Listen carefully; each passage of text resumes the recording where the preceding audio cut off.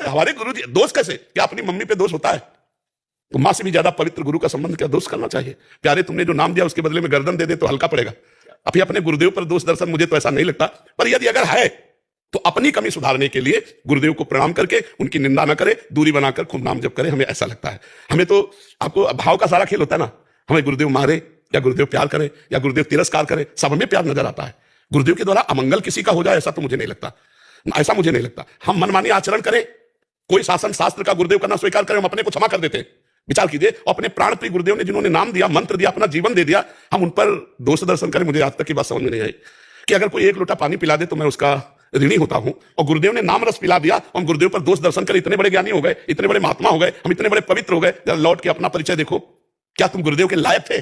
जब उन्होंने स्वीकार किया तो तुम गुरुदेव को ही दोष दर्शन के द्वारा तिरस्कार कर रहे हो। तुम्हारी दुर्गति पक्की है, यह सबको समझा रहे। ऐसा किसी को गुरु मत बनाओ, लेकिन गुरु बनाओ तो जैसे अपनी माँ है, अब चाहे वो कड़वी स्वभाव की हो चाहे मीठी स्वभाव की, माँ तो माँ है। हम दूसरे को माँ थोड़ी कह सकते हैं, जो अपनी माँ है वो माँ ही माँ है। जब हम सांसारिक संबंधों में अपने माँ और अपने पिता को माँ पिता ही कहेंगे, तो परमार्थिक संबंध में गुरुदेव का जब सर्वस्व है तो हम गुरुदेव पर दोष दर्शन कैसे कर सकते हैं? बस यही इतना एक हम और आपको बता दे, संदीपनी जी जब अपने गुरु जी के यहाँ सेवा में रहते थे तो बहुत से शिष्य थे, तो संदीपनी जी को गुरु जी बहुत प्यार करते थे, उनके गुरु जी।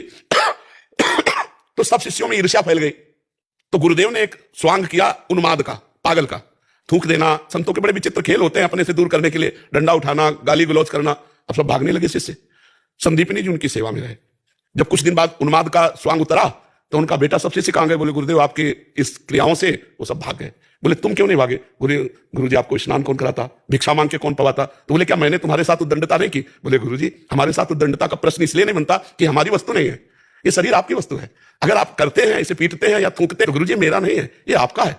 तो बोले बेटा तुम्हारी गुरु भक्ति से मैं प्रसन्न हुआ, मैं अपने गुरु जी के दिए हुए भजन से परम धाम जाऊंगा, और परम धाम स्वयं शिष्य बनेगा तुम्हारा आके। भगवान परम धाम है ना? हाँ, भगवान आकर संदीपनी जी के शिष्य बने। गुरु भक्ति। अच्छा, अब गुरु जी पे जैसे कहा जाए कि लोभ करते हैं गुरु जी, तो गुरु जी ने जब नाम रूपी धन दिया तब तुमने ऐसा महसूस किया कि गुरु जी ने क्या दिया? क्या एक राम नाम, एक कृष्ण नाम, एक हरि नाम के बराबर त्रिभुवन की माया है? अगर गुरुजी परीक्षार्थ तुमसे कह देंगे यार ऐसा ऐसा कर दो, तो तुम्हें प्राणपण से कर देना चाहिए, तुम्हें सोचना नहीं चाहिए कि गुरुजी लोभी है। तो मुझे लगता है दो ही बात में गुरु पर दोष दर्शन हो सकता है, या गुरु कामी या गुरु लोभी।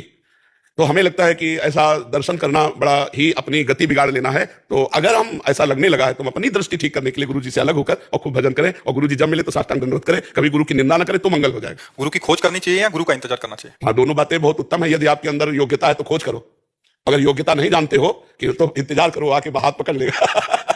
अगर आप योग्य अपने को समझते हैं कि मैं खोज लूंगा तो खोजिए।